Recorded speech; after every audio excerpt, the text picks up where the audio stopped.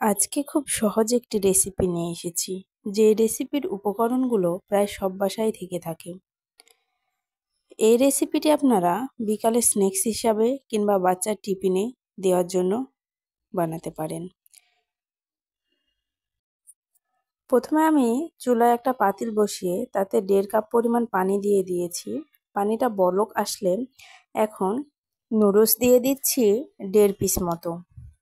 আজকে আমি mister noodles Maggi মশলাটা ব্যবহার করেছি। আপনারা যে কোনো ব্র্যান্ডের যে কোনো নুডলস নিয়ে রেসিপিটি বানাতে পারেন। আমি নুডলসের কোনো পানি ফেলিনি, পানি না ফেলার চেষ্টা করবেন।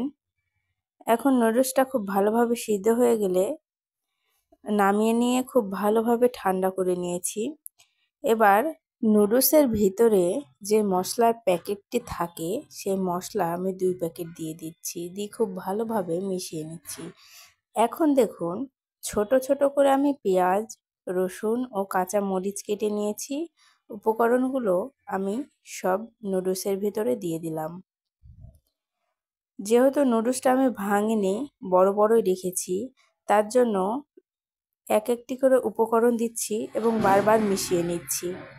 আপনারা চাইলে সমস্ত উপকরণগুলো একত্রে করেও দিতে পারেন। এবার সামান্য অল্প লবণ, বাসায় একটি চাট মশলা বানিয়েছিলাম সেটা, এবং এলাচ দারচিনি আমি একত্রে খুব ভালোভাবে ভেজে পিষে নিয়েছি, সেই গুঁড়োটা দিয়ে দিলাম।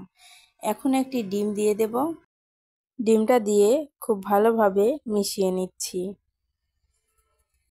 ভিডিওটি ভালো লাগলে অবশ্যই একটি লাইক দিয়ে চ্যানেলটিকে সাবস্ক্রাইব করুন। রেসিপিটি বানিয়ে অবশ্যই কমেন্ট বক্সে জানিয়ে যাবেন রেসিপিটি কেমন হয়েছিল। এখন চুলায় আমি একটা প্যান বসিয়ে দিয়েছি। প্যানটা গরম হয়ে এলে তাতে তেল দিয়ে দিচ্ছি। অতিরিক্ত তেল কিংবা ডুবো তেলে ভাজার কোনো দরকার নেই। অল্প পরিমাণ তেল দিয়ে তেলটা গরম হয়ে আসলে আমি নুডলসগুলো দিয়ে দিচ্ছি।